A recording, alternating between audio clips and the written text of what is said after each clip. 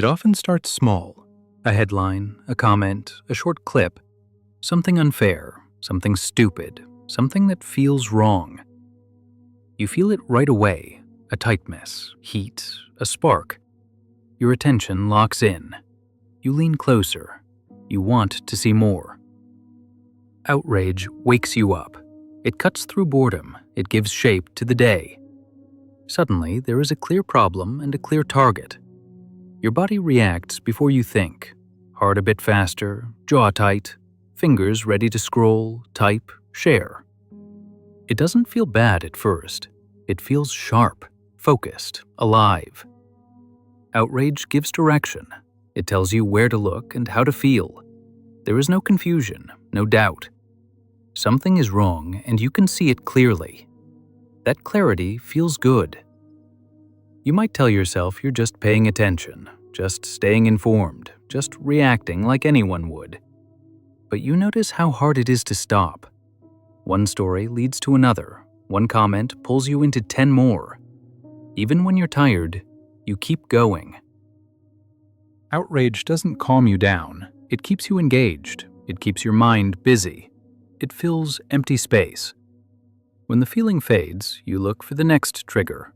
Another example, another reason to feel that same surge again. It's not always loud anger. Sometimes it's quiet disgust. Sometimes it's a feeling of being right while someone else is clearly wrong. That feeling sticks. Outrage gives you energy without asking much in return. You don't have to solve anything. You don't have to change anything. You just have to react. And reacting feels active. It feels meaningful. You might notice how dull things feel when there's nothing to be upset about. How flat the day feels without something to push against. Outrage fills that gap. It gives you a role, a stance, a position. It doesn't matter if anything changes. The feeling itself is enough. That's when it starts to feel familiar. Not just as a reaction, but as something you return to, again and again.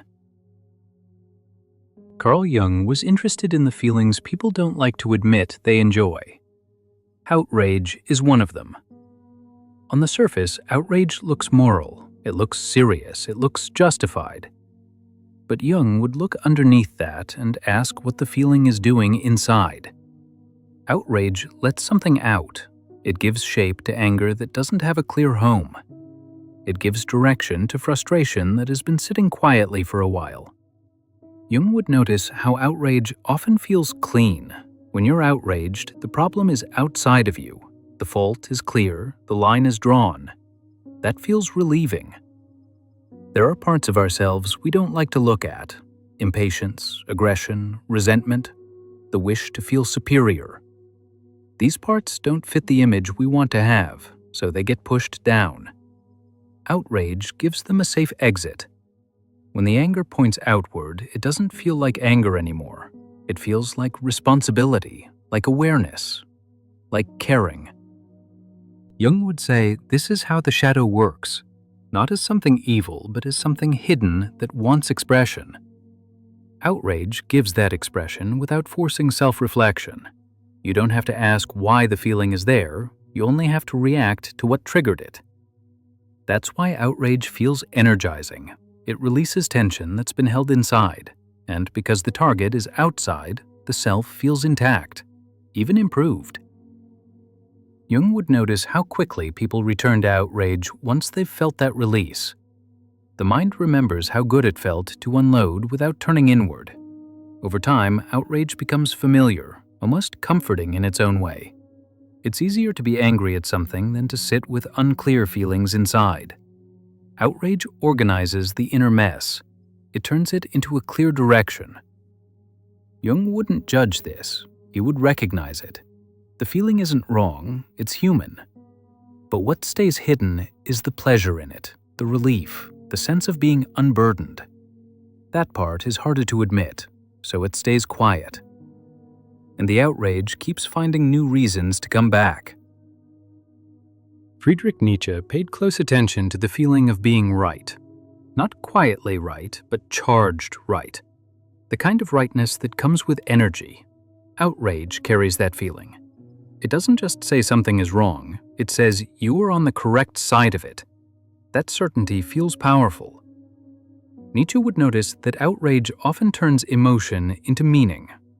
The anger doesn't stay raw, it quickly becomes a story about values, about principles, about what must be defended.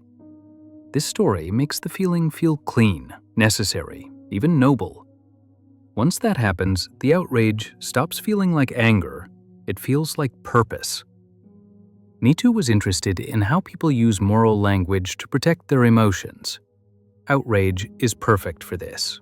It wraps intensity in justification. It gives the feeling a reason to exist. The more convincing the story, the better the feeling holds up. You don't just feel angry, you feel justified in staying angry. This is where outrage becomes addictive. Not because it hurts, but because it affirms. It confirms that you matter, that your reaction means something. Nietzsche would say the feeling feeds the self. It gives identity.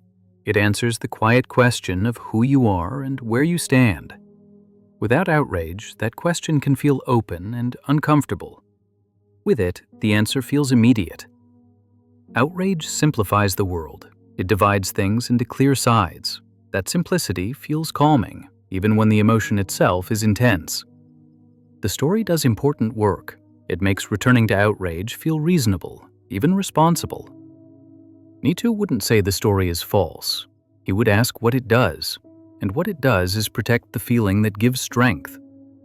Once outrage feels meaningful, letting it go feels like giving something up. Not just a reaction, but a position. That's why outrage repeats. Not because people are fooled, but because the feeling supports the story, and the story supports the self. So the cycle continues. Niccolò Machiavelli didn't spend much time on feelings. He watched what they produced, what they moved, what they maintained. If Machiavelli looked at outrage, he would not ask whether it was justified. He would ask what it accomplishes. Outrage gathers people quickly. It creates alignment. It points attention in one direction and keeps it there. That alone makes it useful. When people are outraged, they are engaged. They watch closely. They react fast. They repeat the same messages. They defend the same lines. Outrage creates momentum without requiring planning. Machiavelli would notice how easily outrage can be sustained. It doesn't need solutions. It doesn't need results. It only needs new triggers. As long as there is something to react to, the system keeps moving. Outrage also simplifies control. When emotions run high, reflection slows down. People don't stop to ask what changes or who benefits. They focus on the target in front of them. That focus is valuable. It keeps attention away from quieter forces. It keeps energy spent outward, not upward. Machiavelli would see that outrage makes people predictable. Once you know what angers them, you know how to guide them. You know what language works. You know what images to show. Outrage doesn't challenge power. It often strengthens it. People feel active while repeating the same reactions.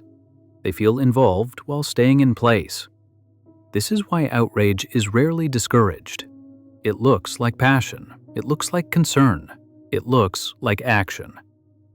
Machiavelli would not call this manipulation. He would call it efficiency. Outrage keeps structures intact while giving people the feeling of resistance. It drains energy without changing direction.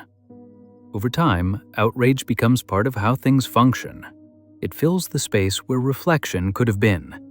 It replaces patience with urgency, and urgency keeps people from stepping back. Machiavelli would not be surprised that outrage feels addictive. Systems reward what sustains them. Outrage sustains attention. It sustains engagement. It sustains motion. Whether anything improves is a separate question. What matters is that things keep running. And outrage helps with that. Napoleon Hill paid attention to the feelings that keep people moving, not the facts, not the arguments, the feelings that give energy. Outrage does that very well. Hill would notice how outrage makes people feel alive. It gives direction to effort. It turns emotion into motion. When someone feels outraged, they feel driven, they feel involved, they feel like they are part of something that matters. That feeling is powerful. Outrage also comes with belief. The belief that reacting is meaningful. The belief that being upset equals caring. The belief that strong emotion means progress. Hill would not rush to say this belief is wrong. He would notice how helpful it feels. Belief turns outrage into fuel. It makes the feeling feel productive. It keeps people engaged even when nothing changes. When outrage fades, belief brings it back. It says this reaction matters. It says staying angry is a sign of awareness. It says letting go would mean giving up. That belief makes outrage easier to return to. Hill would notice how outrage creates momentum without clarity. People feel like they are moving forward, even if they are standing still. The emotion fills uncertainty. It replaces doubt with conviction. It replaces waiting with reaction. This is comforting. Outrage doesn't leave you alone with open questions. It gives you something to feel right now, something strong enough to drown out confusion. Hill understood how much people need that, how difficult it is to sit with uncertainty without reaching for something that feels solid. Outrage feels solid. It feels certain. It feels justified. Belief keeps it that way. Over time, outrage becomes familiar. It becomes a way to feel purposeful without slowing down to reflect. It becomes a habit that feels like commitment. Hill would say this is why outrage lasts. It doesn't just express emotion, it supports identity. It reassures people that they are doing something meaningful. Letting go of outrage would mean letting go of that reassurance. So the feeling stays, not because it solves anything, but because it gives energy, direction, and comfort at the same time. Most of the time, we already know this. We just don't like hearing it said.